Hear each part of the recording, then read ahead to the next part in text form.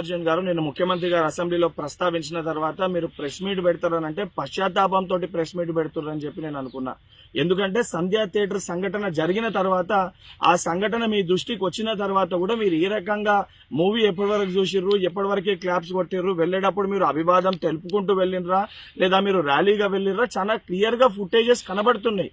మీరు అవన్నిటినీ పక్కన పెట్టి ఏదో నేను జరగలేదు, నా దృష్టికి రాలేదని చెప్పి మీరు మాట్లాడుతున్నారు. సరే, మరుసటి రోజు మీ ఇంటి దగ్గర కూడా మీరు ఆ ఇన్సిడెంట్ జరిగిన తర్వాత కూడా పటాకీలు కాల్చుకున్నారు. సరే, ఆ విషయాలన్నింటినీ కూడా మేము ప్రస్తావిస్తలేము అని మీరు మాట్లాడుతూ ఏమని అంటారు, తెలుగును సత్తా చాటుతున్నాం అని మాట్లాడుతున్నారు. తెలుగుని సత్తా చాటేది ఉంటే మన వలన తెలిసో తెలియకనో ఏదైతే సంబంధించి సంఘటనలో మనుషుల ప్రాణాలు పోయే విధంగా అసొంటి ఒక చర్యలు జరిగినప్పుడు దాన్ని ఏదైతే సంబంధించి సానుభూతితోటి స్పందించి ప్రెస్ మీట్ నిర్వహించి ఆ కుటుంబానికి అండదండగా నిలిచే ప్రయత్నం చేయాలి తప్ప నిన్న ముఖ్యమంత్రి గారు ఏదైతే ఈ ప్రజాప్రభుత్వము ప్రజలకు అండదండగా ఉంటది, ఎవరు తప్పు చేసినా కూడా ఊరుకోము, శిక్షిస్తామని చెప్పి ముఖ్యమంత్రి గారు వారి స్థాయిలో తెలంగాణ ప్రజానికానికి ఒక ధైర్యం, ఒక భరోసా కల్పిస్తుంటే దాని తర్వాత మీరు ఈ రకంగా ప్రెస్ మీట్ పెట్టడం అనేది ఇది సరికాదు.